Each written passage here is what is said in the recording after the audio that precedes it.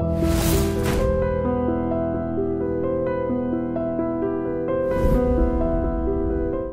this is Ram Gopal Verma and congratulations to iDream for reaching 1 million subscribers. కానీ ప్రారంభమైంది రాజశేఖర రెడ్డి గారి పీరియడ్లోనే కదా. ఇంతకు ముందే చెప్పాను నేను, ప్రారంభించింది ఎవరైనా ఉండొచ్చు, కానీ ఇప్పుడు అంటారు మీరు రాజధాని గురించి అంటారు మీరు. రాజధాని అనేది అల్లావుద్దీన్ అద్భుత ద్వీపం కాదు, దానికి కొంత సమయం పడుతుంది అంటున్నారు మీరు. అలాగే పోలవరం ప్రాజెక్టు కూడా మరికొంత సమయం పడుతుంది, ఇట్స్ టేక్ సమ్ టైం. అంటే రాజశేఖర రెడ్డి గారి హయాంలోనే పోలవరం పనులు ప్రారంభమయ్యాయి.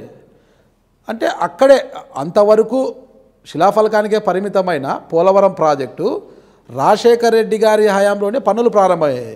అంటే అది కూడా నిదానంగానే పనులు, అంత పెద్ద ప్రాజెక్టు నిదానంగానే పనులు పూర్తవుతాయి.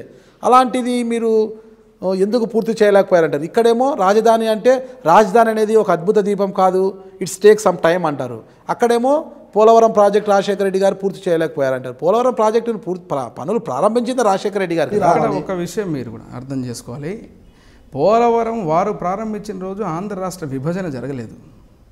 ఆ రోజు ఆంధ్ర స్టేట్ ఎట్లా ఉందంటే ఒక మంచి పొజిషన్ స్టేట్గా ఉంది. ఆ రోజు విభజన జరగలేదు, దానికి ఉండాలి జాతీయ, అంటే జాతీయ ప్రాజెక్ట్ నేను పూర్తి చేయనే, మీరు నన్ను మాట్లాడట్లేదు ఈ విషయంలో. ఆ రోజుల్లో కాంగ్రెస్ ప్రభుత్వం అధికారంలో ఉంది, వీరు ముఖ్యమంత్రిగా ఉన్నారు. ఆ రోజు కమాండ్ చేయగలిగిన శక్తి రాజశేఖర రెడ్డి గారికి ఉంది. మరి ఆ రోజు ఎందుకు చేయలేకపోయారు? ఆయన ప్రారంభించారని చెప్తున్నారు, ఎందుకు చేయలేకపోయారు? ఒకటి, నెంబర్ 1, క్లిష్ట పరిస్థితుల్లో విభజన జరిగిన తర్వాత కష్టాలు ఉన్నటువంటి ఆంధ్ర రాష్ట్రంలో జాతీయ ప్రాజెక్టుగా ఉన్నటువంటి దాన్ని ముంపు మండలాలను కూడా మనం తీసుకొని వచ్చి ఈరోజు నిధులు కేటాయించి దాన్ని ప్రత్యక్షంగా దాని ప్రాజెక్టు పనులను వేగవంతం చేసిన ఘనత ఎవరు కాదన్నా ఈరోజు చంద్రబాబు నాయుడు గారు దక్కుతుంది. ప్రజలు చూస్తున్నారు. ఈరోజు వర్చువల్ ఇన్స్పెక్షన్ చేసేటువంటి ముఖ్యమంత్రి ఈ దేశంలోనే ఎవరు లేరండి. ఎందుకంటే ఏ పనులు చేస్తున్నారని చెప్పి డైరెక్ట్గా మీకు వర్చువల్ ఇన్స్పెక్షన్లో చూపించేటువంటి దమ్మున్నటువంటి నాయకుడు ముఖ్యమంత్రి గారు. ఇది ప్రజలు గమనిస్తున్నారు. ఇది నేను చెప్పేది కాదు, మీరు చెప్పేది కాదు, ఏదైనా కాదు. పనులు ప్రారంభించుండొచ్చు. ఆ రోజు చక్కగా ఉన్న రాష్ట్రంలో కూడా యూపీఏ గవర్నమెంట్ అధికారంలో కూడా వారు పూర్తిగా ముందు కదిలించలేకపోయారు. ఈరోజు కష్టాల్లో ఉన్న రాష్ట్రాన్ని డబ్బులు తీసుకొని వచ్చి ఎన్డీఏలో ఉండి ఒక పద్ధతి ప్రణాళికతో ఈరోజు ముందుకు తీసుకెళ్తున్నారు. ఇది వాస్తవం.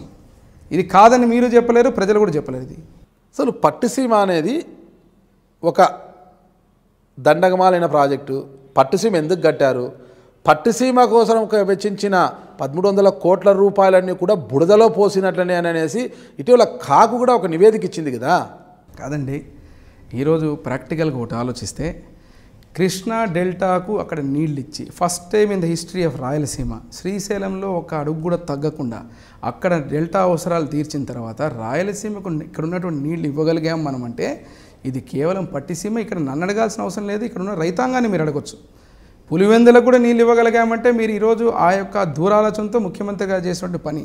వేల కోట్లు అంటున్నారు. ఈరోజు ఇన్ని వేల కోట్లు ఖర్చు పెట్టిన తర్వాత ఎన్ని వేల కోట్ల పంట కాపాడారో కూడా ప్రజలకు తెలుసు. ఈరోజు తాత్కాలికమే అంటున్నారు కదా శాసనసభలో ఇదే పాయింట్. శాసనసభలో ఇదే జగన్మోహన్ రెడ్డి గారు ఒక క్వశ్చన్ రైజ్ చేశారు. దానికి పవర్ బిల్లు కొన్ని 150-160 కోట్లు అని చెప్పి నాకు కరెక్ట్ ఫిగర్ తెలియదు, కానీ 150-160 కోట్లు ఖర్చు అయిందన్న దాని మీద మాట్లాడే వ్యక్తి ఈరోజు ఎన్ని వేల కోట్ల పంట ఈరోజు రైతులకు వచ్చిందో మాత్రం దాని గురించి మాత్రం వారు చెప్పరు. ఇదే పట్టిసీమ ఈరోజు లేకపోయింటే పోలవరం పూర్తి అయ్యేంత వరకు ఈరోజు పంటలు పండించుకోకూడదా? వారు ముఖ్యమంత్రిగా అయిన తర్వాత ఏదైనా మాట్లాడతారని మననే ఆదినారాయణ రెడ్డి గారు కూడా శాసనసభలో చెప్పారు. ఏదడిగినా నెక్స్ట్ నేను ముఖ్యమంత్రి అవుతాను, అప్పుడే చేద్దాం అంటారంట. అట్లా ఇప్పుడు ఆయన ముఖ్యమంత్రి అయ్యేంత వరకు రాయలసీమలో పంటలు పండించుకోద్దా రైతులు? ఈరోజు డబ్బే కనిపిస్తుంది తప్ప ఆయనకి పవిత్ర జలాల గురించి మా ముఖ్యమంత్రి గారు మాట్లాడుతుంటే ఆయన పర్సంటేజ్ల గురించి మాట్లాడతారు. నీతి ఆయోగ్ ఎందుకు తప్పు పట్టిందంటారు? నీతి ఆయోగ్ తప్పు పట్టిందని చెప్తున్నారు, కానీ ఇక్కడ ఉన్నటువంటి పరిస్థితిలో ఎన్ని కోట్లు జరిగింది పొరపాటుగానే నీతి ఆయోగ్ చెప్పిందని చెప్తున్నారు. దానికి ఎక్స్ప్లెనేషన్ కూడా ప్రభుత్వం తరఫున ఇస్తున్నారు. అది నీతి ఆయోగ్ రిపోర్ట్ వచ్చిందని మననే చెప్పడం జరిగింది. ఈరోజు కాగ్ నివేదికలు చరిత్ర మీరు తీసుకుంటే కాగ్ నివేదికల్లో రాజశేఖర రెడ్డి పుంకాను జనయజ్ఞం ధనయజ్ఞం వేల కోట్ల దోపిడీ, కానీ దాని యొక్క ఫలితాలు ఏమైనా ఉన్నాయా? ఈరోజు దమ్ముగా జరిగింటే ఒక పొరపాటు జరిగిందని వారు చెప్పారు, దానికి కూడా ఎక్స్ప్లెనేషన్ ప్రభుత్వం ఇస్తుంది. ఏదో మీరు చెప్తున్నారు నీతి ఆయోగ్ అని చెప్పారు. ఇప్పుడు నాకైతే తెలియదు అది నీతి ఆయోగ్ నుంచి కాగ్ నివేదికలు అండి. కాగ్ నివేదికలో నీతి ఆయోగ్కి ప్రాజెక్ట్కి సంబంధం లేదు వాస్తవంగా.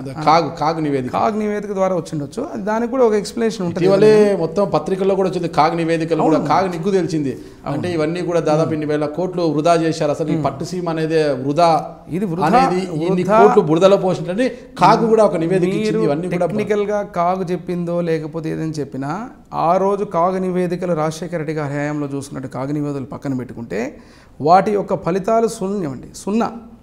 డబ్బులు పోయినాయి, సున్నా ఫలితం దక్కింది. ఇక్కడ మీరు కాగ్ నివేదిక పొరపాటు పట్టిందని చెప్తున్నారు. దానికి కూడా ప్రభుత్వం సమాధానం ఇస్తుంది అది జరిగిందా లేదా అనేది.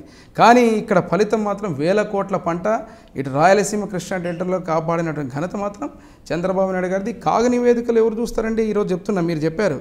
కానీ కంటి ముందు కనిపిస్తున్నటువంటి పంట రైతుల గుండెల్లో ఈరోజు సంతోషంగా ఉన్నారు ఈరోజు పట్టిసీమ ద్వారా.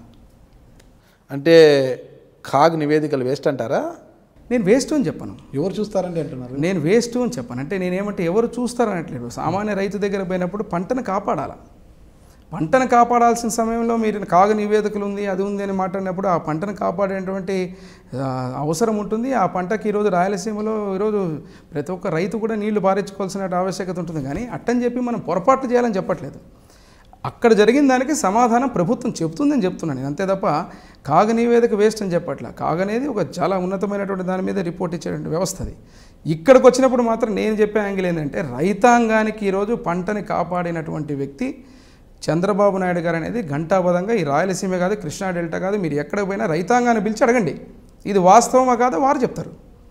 కానీ గురు రాఘవేంద్ర ప్రాజెక్టు కూడా స్పీడప్ చేసి కంప్లీట్ చేసి ఉండొచ్చు కదా? డెఫినెట్గా చేసాము కదా, అదే చెప్తున్నాం మేము గర్వంగా. వరకు పూర్తయింది, ఇక మంత్రాలయం ఇవన్నీ కూడా చేస్తున్నాం. ఇప్పుడు నేను ఒక శాసనసభ్యుడిగా నేను ఫాలో చేస్తున్నా, ముఖ్యమంత్రిగా వారు అన్ని ఆదేశాలు ఇచ్చారు. చాలా మటుకు దాదాపు 60% పూర్తయినటువంటి గురేగ ప్రాజెక్టు దాదాపు ఈరోజు 80%కి వచ్చేసింది. కేవలం 40 to 45% మాత్రం ఉండేది అప్పకప్పుడు.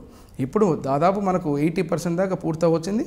రానున్నటువంటి ఖరీఫ్కి చంద్రబాబు గారి ఆశీర్వాదంతో ఇటు పులికనుమ కానీ ఇటు గురు రాఘవేంద్ర ప్రాజెక్ట్ ఫుల్ ఫ్లెజ్డ్ చేస్తున్నాం. అంతేకాకుండా రేపు ఎక్కడెక్కడైతే బాటిల్ నెక్ ఇష్యూస్ ఉన్నాయి అవి కూడా సార్ట్అవుట్ చేస్తున్నాం. రానున్న 18వ తేదీన ఇరిగేషన్ ఒక మీటింగ్ కూడా పెట్టుకున్నాం. సిఈ గారు కూడా వస్తున్నారు ఇక్కడ. పెద్ద ఎత్తున దాన్ని మొత్తం క్లారిటీగా అన్ని క్లియర్ కూడా చేస్తున్నాం. Hi, this is Ram Gopal Verma and congratulations to iDream for reaching 1 million subscribers. Hi, this is Ritu Verma. Nenu Milasyani. Hello everybody, this is me Noel. 1 million subscribers reach అయిన శుభతరుణంలో నా శుభాకాంక్షలు తెలియజేస్తున్నాను. iDream 1 million subscribers ki reach ayindandi. Congrats to iDream Media on reaching 1 million subscribers. iDream Media on 1 million subscribers reach చేసినందుకు all the best and congratulations to you. Congrats iDream. Keep up the good work and continue to entertain us.